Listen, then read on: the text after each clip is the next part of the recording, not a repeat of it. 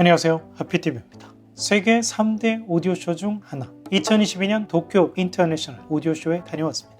코로나가 엔데믹에 접어들며 그간 열리지 않았던 오디오 홈쇼토 쇼가 본물 터지듯 열리고 있는데요. 도쿄 오디오쇼와 같은 시기 말레이시아, 폴란드, 중국 등에서도 오디오쇼가 열렸습니다. 지난 3년간의 아쉬움을 달래려는 듯 열정을 보이고 있죠. 2022년 도쿄 오디오쇼, 국내 유튜브 독점으로 하피TV가 주요 부스 소개해드립니다. 도쿄 오디오쇼는 긴자역 유라쿠초에 있는 도쿄 국제 포럼이라는 전시장에서 열립니다. 이 쇼를 찾은 지 20년이 훌쩍 넘은 것 같네요. 하지만 도쿄 오디오쇼의 위상은 지난 20년 동안 일본 경기 침체와 맞물려 점점 낮아지고 있는 것 같아 아쉬움을 줍니다. 그럼 이번 쇼에서 인상적이었던 부스들을 선별해 소개해드립니다. 먼저 엑시스입니다. 엑시스는 하이엔드 브랜드를 수입 유통하는 곳으로 여러분들이 익히 잘 아실 브랜드들을 수입 유통하죠. MSP 제품들이 눈에 띕니다. 일본에서 에어를 유명하게 만든 것도 바로 엑시스입니다. 넨다고스티노도 수입하고 있습니다. 올해 엑시스는 스코틀랜드 파인 오디오에 힘을 줬습니다. 잘 아시듯 파인 오디오는 탄노이가 매각되면서 핵심 엔지니어들이 만든 스피커 제조사죠.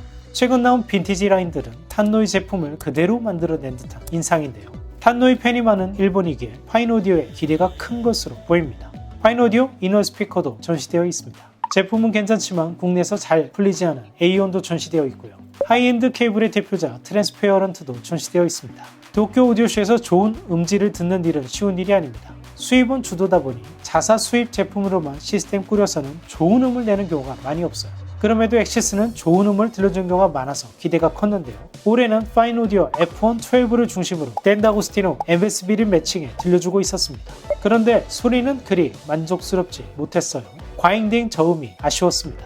F112도 제가 장기간 리뷰한 적이 있는데 이런 음이 아니었거든요. 매칭의 문제로 보입니다. 파인 오디오 뒤쪽으로는 파인 오디오 빈티지 라인과 룸앤하이트가 위치하고 있습니다. 2017년 같은 부스에서 룸앤하이트 소리가 꽤 인상적이었던 기억이 있습니다. 이번 부스는 일본 대형 수입원 중 하나인 노아입니다. 소너스 파베르 스피커를 버메스터에 물렸는데 소리는 별로였습니다. 미스매칭이었어요. 일본에서는 버메스터가 오랜 시간 잘 안 풀렸는데 노아가 다시 한번 도전 중입니다만 여전히 쉽지 않아 보입니다. 버메스터는 창립자 디터 버메스터 사망 이후 점점 어려워지고 있어요.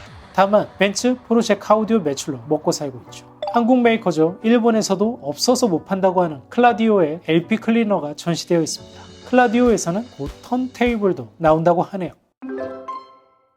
아크 조이아에서는 에스텔론과 솔루션을 매칭했습니다. 의외로 소리가 좋은 조합이었습니다. 국내에서 에스텔론은 수입은 마케팅 문제로 잘 안 풀리고 있죠. 매력적인 브랜드인데 국내에도 잘 알려졌으면 하는 아쉬움이 있습니다.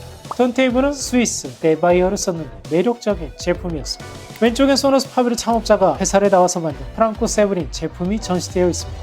세브린이 세상을 떠난 지 벌써 10년이 지났네요. 이후 신제품이 출시되지 못해 아쉬운 브랜드입니다. 디자인 하나는 정말 끝내주죠. 수입원 라스펙에서는 모니터 오디오로 타마키 코지의 멜로디를 들려주고 있었습니다.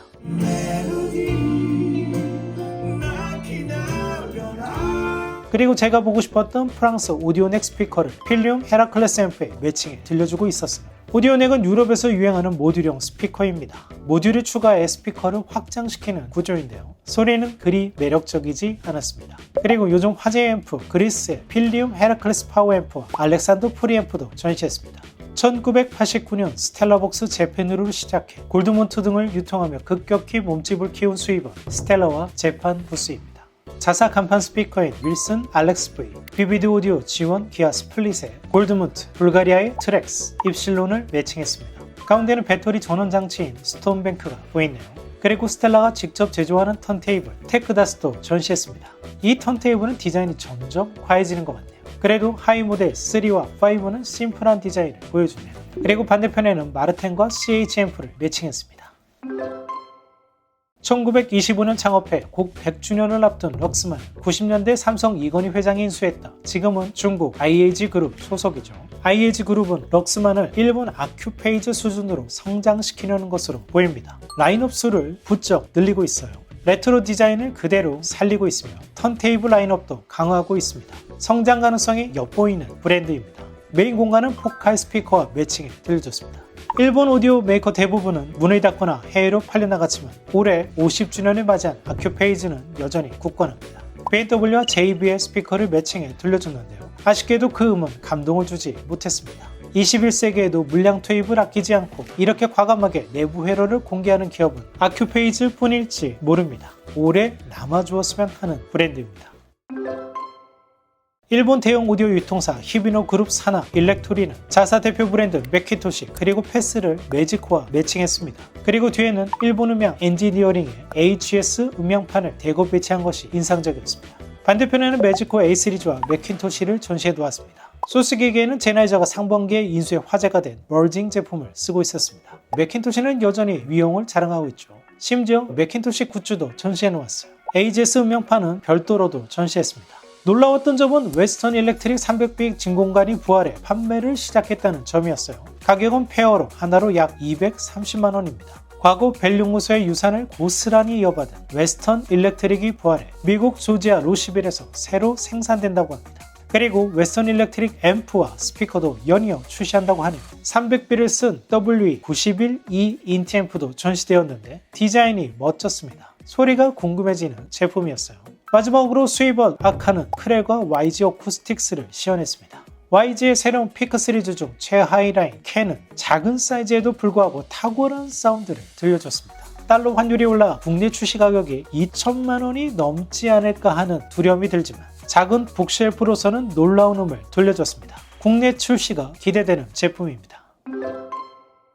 3년 만에 찾은 도쿄 인터내셔널 오디오쇼. 지난 코로나 기간 동안 일본 오디오 산업은 급격히 위축되었습니다. 일본 오디오의 주소비층은 중장년 이상인데 코로나로 인해 이들의 외부 활동이 급감했다고 합니다. 이번 도쿄 오디오쇼를 28일, 29일 양일간 방문했는데요. 개막일 오픈 시간에도 놀랍도록 한산했고 29일 오후도 마찬가지였습니다. 오디오쇼 시작 시간에 길게 줄을 서 있던 관람객들은 더 이상 없었습니다. 이는 일본이 아직 코로나 영향 안에 있다는 의미이기도 하겠지만 일본 오디오 시장은 이미 저물고 있다는 의미겠죠. 거대한 일본 오디오 시장을 위해 찾았던 해외 오디오 메이커 대표들도 올해는 거의 보이지 않았습니다. 아시아 최대 규모의 오디오 시장을 자처했던 일본을 넘어 중국 시장이 앞으로 더욱 강세를 보일 것으로 예상됩니다. 홈셔터는 이미 일본보다 중국과 태국이 더 큰 영향력을 발휘하고 있습니다. 세디아에서 만난 전문가들은 한국과 일본의 홈시어터 시장을 걱정하고 있었습니다. 늘 새로운 경험을 안겨다 주었던 도쿄 오디오쇼가 이렇게 저무는구나 아쉬움을 느꼈던 취재였습니다. 오늘의 영상으로 여러분이 일본 오디오 시장을 좀 더 깊이 이해할 수 있었으면 합니다. 지금까지 하피TV였습니다. 긴 영상 시청해주셔서 감사합니다.